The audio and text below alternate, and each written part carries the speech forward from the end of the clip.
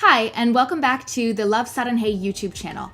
My name's Leslie, and after 17 years of working in the beauty industry, I'm here to talk about my passion, which is skincare, and share with you advice, tips, and answer all of your skincare related questions. So follow along and we'll be sharing more tips every week. Today we're talking about self-isolation skincare.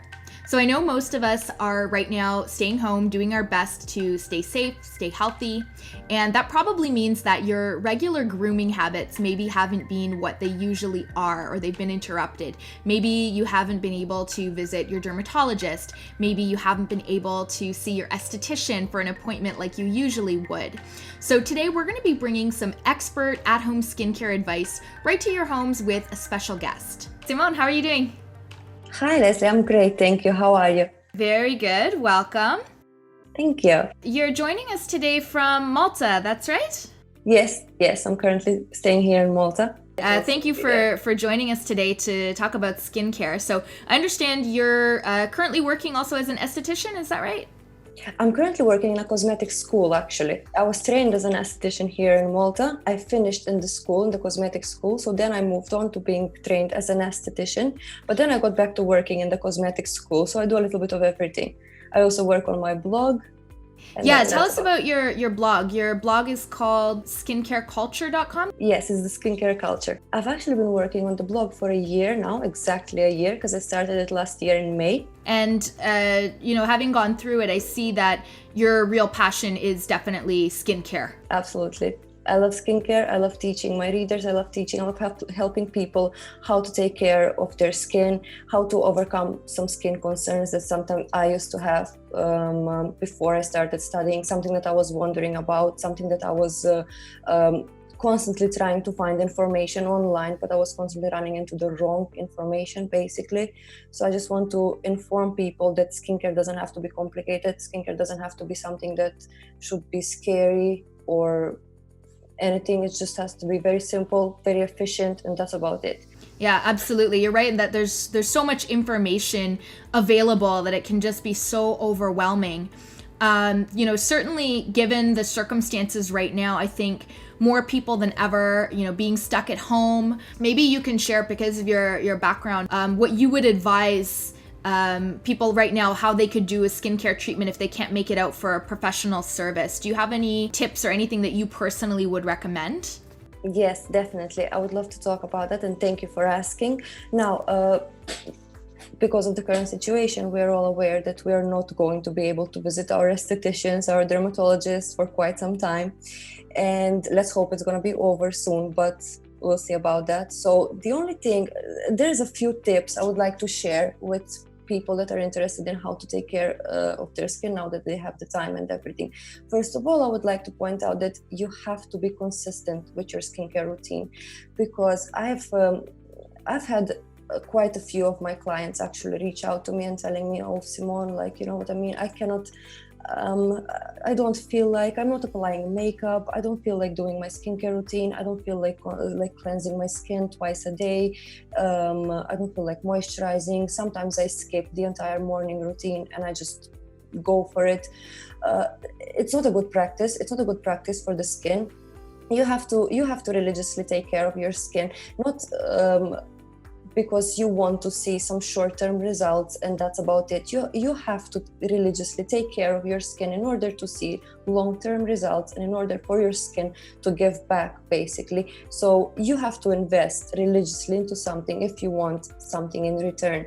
So that's a very, very good practice to have. You need to cleanse your skin in the morning. You need to apply your sunscreen, you need to apply your moisturizer. You need to do the same thing in the evening. Now, I understand that you're at home, you're not applying makeup, there's no pollution, there's no dust in the air that could possibly stick to the skin and cause some problems or anything. But the thing is that you need to be consistent with your skincare routine. It's the true taking care of your skin, in my opinion.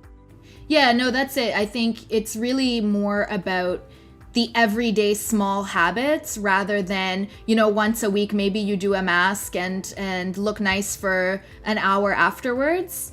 Exactly. Which I was coming to that as well. Don't skip steps in your skincare routine, and you can always do a mask. You can always treat your skin to a nice mask, to a nice exfoliating mask for a change, or a nice charcoal mask, let's say, or a nice clay mask to detoxify, to get rid of some things you don't want on your skin. You can always pamper yourself at home with just you don't need an esthetician to purchase a mask online. You can always get it. You can create this experience for you. Absolutely. What are your thoughts on, I know it's very tempting, especially for people that maybe have congestion or blackheads or pimples. It's very tempting to want to do at-home extractions. I'm sure as an esthetician, you have some thoughts on this. Do you think on any circumstance it's okay, or do you always advise your client never to do any extraction on themselves? Well, depends on what they want to extract, Leslie. Like, for example, we do have, along the nose, we have sebaceous filaments, or here as well. These you can easily as well purchase a little tool online that you can get them out with a little bit of steam, and that's about it. However, I don't recommend people to do comedone extractions, blackhead extractions, because this is what happened recently to me, and I am an esthetician. So something went wrong, and I really do not recommend that you go ahead and do such thing, because it can happen to anyone. Just a little bit of not paying attention or being negligent about it, or about the aftercare, it can cause something like this. It can cause an inflamed blackhead. It can become a cyst that is actually much difficult to sort of get rid of after that. Yeah, absolutely. It's one of those things that, you start, especially with those little tools, because it's so tempting and it's so easy, so that you start and then all of a sudden, you've got this hole in your face and you're like, what did I do?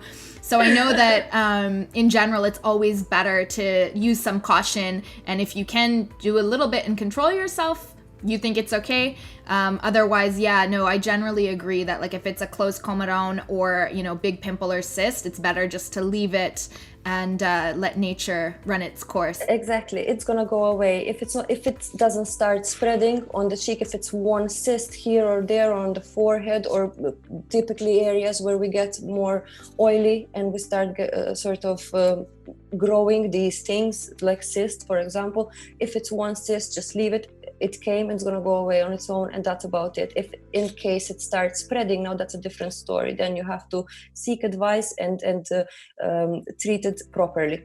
For sure, yeah. What do you think are some of the most common mistakes that people make when it comes to taking care of their skin? Again, because you're working one-on-one with clients in a treatment room, you probably see all kinds of stuff. Wow, there's so many things. We would be here forever. Now, let me think. Now, the biggest mistake and the biggest skincare mistake I constantly see is people not applying sunscreen. Of course, yeah. I love how much we're becoming aware that the sun can really do some damage on our skin on the long run. However, I live in Malta, and people are constantly tempted because there is the beaches, there is this and there is that. So obviously every summer they want to go out, they want to relax on the beach, they want a tan, not realizing that the tan is something that is actually going to cost our skin a lot on the long run. That is something that I want to point out. Use your sunscreen, always use your sunscreen. The sun is good for the skin. You can go out on the sun 15-20 minutes a day. The thing is that you should avoid the sun exposure during the peak times. Like, for example, between 11 o'clock and 4 o'clock, you don't have any business outside, let me put it that way, if you want to have nice skin on the long run. We should not really be thinking what's going to happen tomorrow. We should be thinking what's going to happen years down the line. And this is something that a lot of people are doing. 90% of the clients I get are coming to me with sun damaged skin. So we are doing treatments for hyperpigmentation, for damage, and for all sorts of things. But mostly it is sun damaged skin.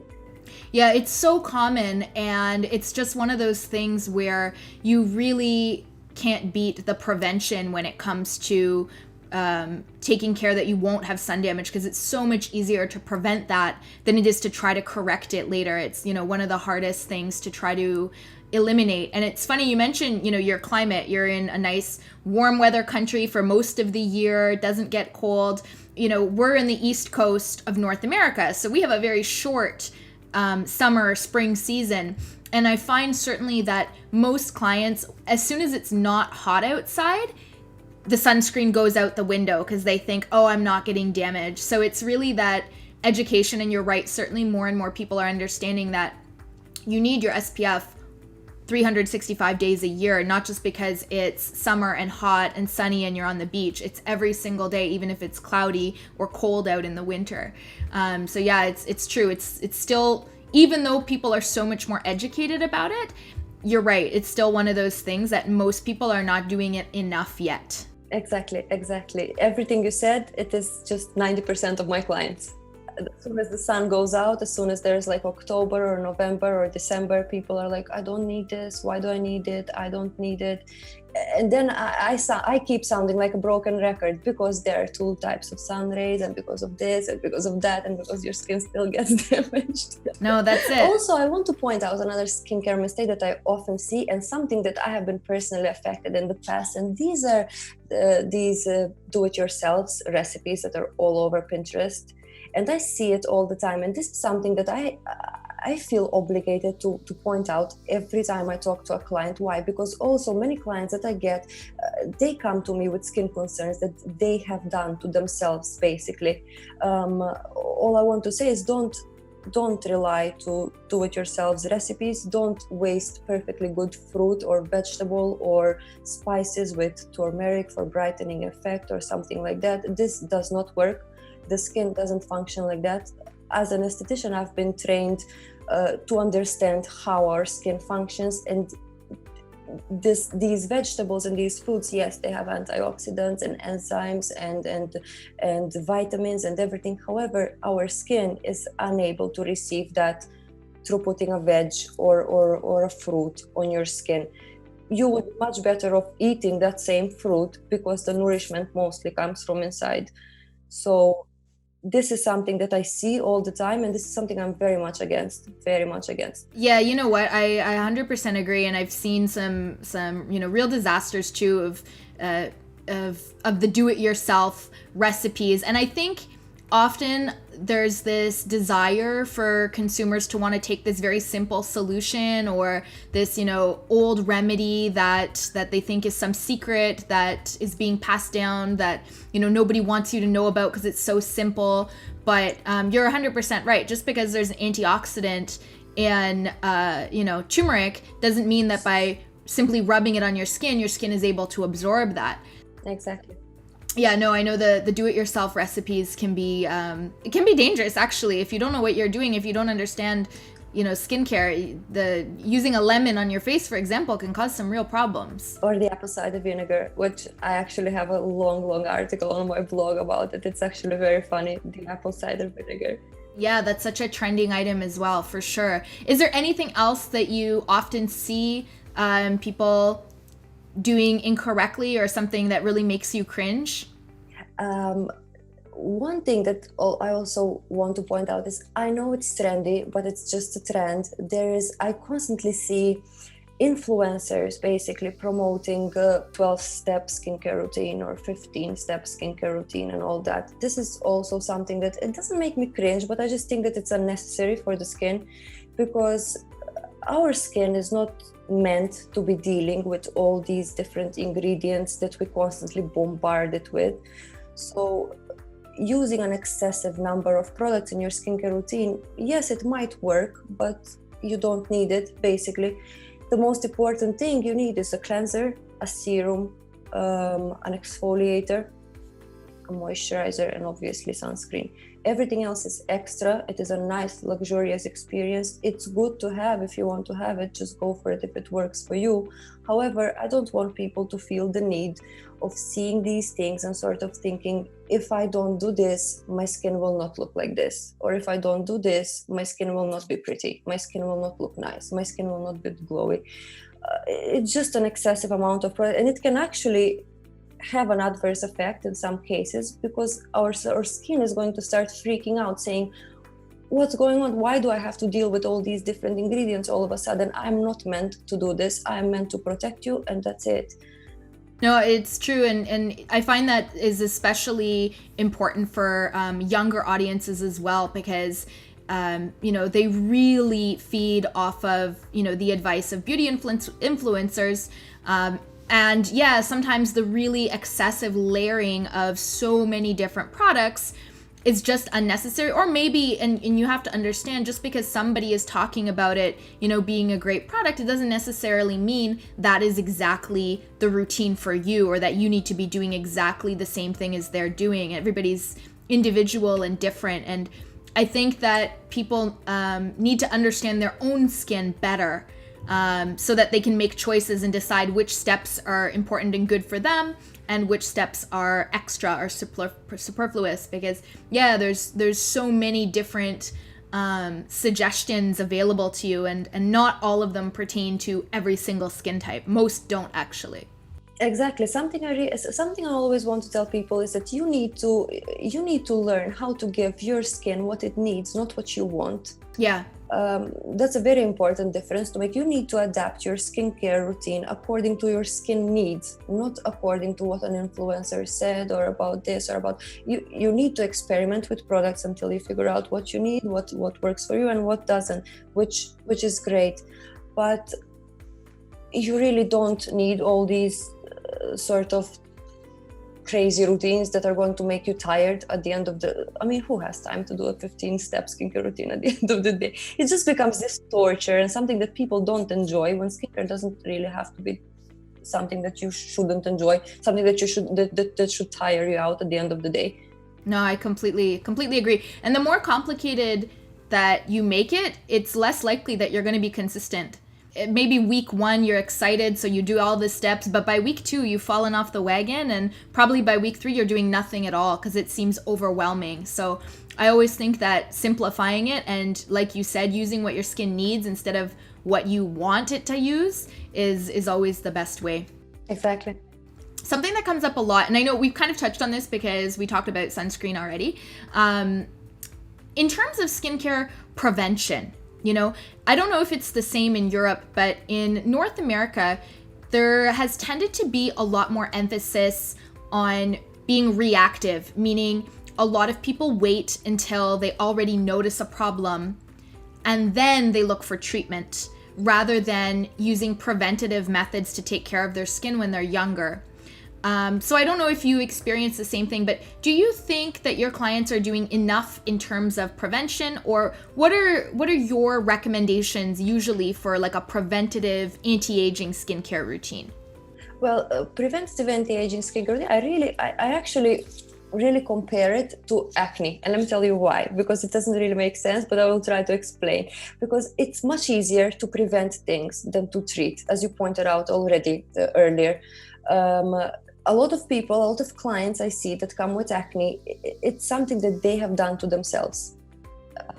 By following do-it-yourself recipes, by following bad skincare advice given online by someone who doesn't always have their best interest in mind, and stuff like that. So it is much more difficult to treat acne breakouts or severe or cystic acne on the skin than to prevent them. Why? The only thing you need is to have a decent exfoliator and a decent skincare routine in order to not have acne, okay? However, in order to treat them, then you have to go to someone like me, get all these expensive treatments, because sometimes the skin scars, there's permanent scarring left, these ice pick scarring. So then you have to pay for microneedling treatments. Then usually they don't always go away with one session. You have to pay for lasers, and it's a very long, exhausting and expensive process. Same goes with anti-aging. Like, for example, the only thing that you need to do, I get a lot of questions from clients that are in their early 20s, let's say, saying, okay, so I've heard somewhere I want to use retinol. What is retinol? Can you explain to me a little bit more about retinol? And I'm like, you really don't need retinol. Let me tell you why. Because your skin is never going to look more younger than it does in your early 20s. Okay, so again, it all comes down to you have to give your skin what it needs, not what you want. Okay, so you really do not need retinol in your early 20s to prevent anti-aging. The only thing you need to do in your early 20s to prevent aging, skin aging, is to use sunscreen, and that's about it. So the younger you start using sunscreen, the better it is. You can start using retinols after 30 comfortably. It's not a problem at all. But prevention is important, because again, then you have sun damage on the skin, you have fine lines because of the sun damage, hyperpigmentation because of the sun damage. Then again, you need to go through all these treatments that are super expensive, long, and they don't always guarantee the best results. I cannot guarantee that after 2 chemical peels my client will not have pigmentation caused by the sun. So it's like, it's really something that you can prevent with a little bit of care. Yes, prevention is super important, but you don't have to make an entire process about it. You just have to stick to what you know, stick to what works for you, and that's it. Yeah, no, I completely agree. And it's really about, I think, simplicity. Thank you so much for sharing all of that with us. I could probably talk to you all day about skincare, because when 2 people love it, they just want to talk about it forever. That's for sure. Last thing that I'm going to ask you though, relates to skincare and lifestyle. So we always talk about products are amazing. You have to have a consistent routine that you follow. But what are maybe 2 or 3 things that you advise client from a lifestyle perspective that contribute to having healthier skin? So aside from products, is there anything else that you talk to your clients about? Definitely, because our lifestyle choices really can have an effect on our skin. And also from younger clients, typically they always come to me like, okay, so I have this friend, okay, she smokes, she drinks, she goes out partying, she doesn't take care of her skin, she has flawless skin, why do I have acne? Listen, don't think that this friend of yours that does these things will forever have the skin. She's in her 20s and she's gonna have the skin now, but she will not have it 20 years down the line. Why? Because these choices that we make for ourselves affect our skin. As I said earlier, our skin receives nourishment from inside. So all these vegetables and all these fruit and all these healthy diets and everything, it has an effect on the skin. Our skin does receive nourishment from the blood. And that's really what's important. Now, I'm not saying that you should go ahead and put yourself on a strict diet and stress yourself. I'm going to be gluten-free. Why? Because I get pimples. You don't get pimples because of gluten. You don't get pimples because of not being vegetarian, let's say, or something, which is a bit ridiculous in my opinion. All you have to do is eat healthy for yourself, do a little bit of exercise. It's good for the skin, basically. It gives you that little bit of redness, gets the circulation going. You can drink a glass of wine every once and again, but sort of it's not something that's going to do, I don't know how big of a damage on your skin. You don't have to put yourself and stress yourself out. If I do this, I'm gonna have bad skin, or this is gonna happen, that's gonna happen. Just live a healthy life, eat a healthy diet, drink water, make good choices, and that's pretty much it. That's perfect. That's the best advice, I think. Exactly. It's really not that complicated at all. It's really not that complicated. Exactly. That's a perfect place, I think, to end our conversation. But I want to thank you for joining us and being a guest today. I know everyone will be so happy to have the expert advice of an esthetician, especially because they can't get to see their own esthetician right now. So we really appreciate you joining us, especially all the way from Malta. Yes, thank you. Thank you for having me, Leslie. Thank you. I really appreciate you having me. And I hope to talk to you again. I hope we will as well. Take care. Make sure to follow us and come back for more skin tips we'll be sharing every single week. Give us a 5-star rating, a thumbs up, share with any of your friends who are looking to improve their skincare routine, and we're looking forward to seeing you next time.